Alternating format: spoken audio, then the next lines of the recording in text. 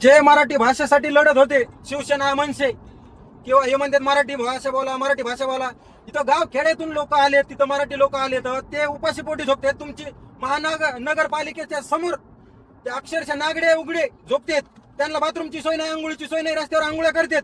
आता कुठे गेले हे पक्षवाले? मराठी मराठी करणारे माणसं कुठे गेले? तुमच्या दारात आलो तर आम्ही तुमचं जीव घालायचं काम आहे का नाही आम्हाला?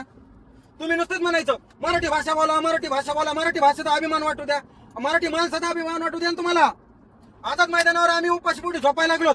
आमच्या गाव खेड्यातून आज रोजी 5,500 भाकरी घेऊन आम्ही तिथं येतो. तुम्ही तिथं काय करतात? तुमच्या हातात मुंबई दिलेले आम्ही एवढे दिवस तुम्ही काय केलं?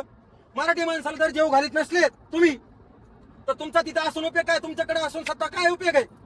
महानगरपालिका तुमच्याकडे असून काय उपयोग आहे? तुम्ही मराठी माणसं हे कधीच विसरणार नाहीत की मुंबईमध्ये जाऊन जेवणाची सोय नाही, कसलीही काहीही सोय नसताना आम्ही स्वतः आता तिकडून त्रास व्हायला लागला. तिथं भाकरी भेटणार, काही भेटणार, गावगाड्यामधून आलेल्या मराठ्यांना पाणी सहित देणार, हॉटेल बंद केले त्यांनी.